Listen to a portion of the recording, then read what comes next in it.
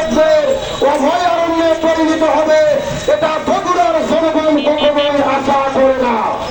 সুতরাং সরকার এবং প্রশাসনের উপযুক্ত আহ্বান করি, অনতি বিলম্বে বগুড়ার আইনের অবনতি ঘটেছে, আইন পরিস্থিতি, আইন শৃঙ্খলা পরিস্থিতি অতি দ্রুত স্বাভাবিক করার চেষ্টা করুন।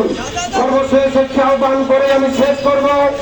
আজকে আমরা যতই হত্যার বিচার চাই, সাদাবাজদের বিচার চাই, সন্ত্রাসীদের বিচার চাই, বিচার কার্যকর সম্পূর্ণ হবে না। এই বাংলার জমিনে যদি কোরআনের শাসন কায়েম হতো, কোরআন দিয়ে বিচার করা হতো, এই বাংলাদেশে আর কোন ধর্ষক আর সন্ত্রাসী চাঁদাবাজিকে পাওয়া যেত না। সুতরাং আমরা সর্বশেষ দাবি করি, বগুড়ার ওলামা মাশায়েখ পরিষদ, বগুড়া জেলার ইমাম মসজিদ খতিব আনন্দের অধিকার প্রতিষ্ঠায় আমরা একতাবদ্ধ হয়ে বদ্ধপরিকর আলেম সমাজের অধিকার কায়েমে সর্বদা আমরা সোচ্চার থাকব। এবং সর্বশেষ দাবি করি, সাইফুল ইসলাম ভাইয়ের হত্যার বিচার কার্যকর করা হোক।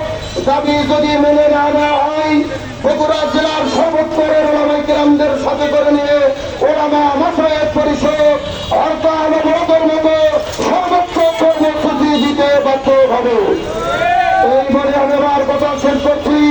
সম্মানিত উপস্থিত হাজিরিন, এই পর্যায়ে আজকের মানববন্ধনে বক্তব্য নিয়েছেন বগুড়া ওলামা মাশায়েখ পরিষদের সম্মানিত সুযোগ্য সাধারণ সম্পাদক বিশিষ্ট শিক্ষাবিদ ডক্টর আবু সালেহ মামুন ভাই।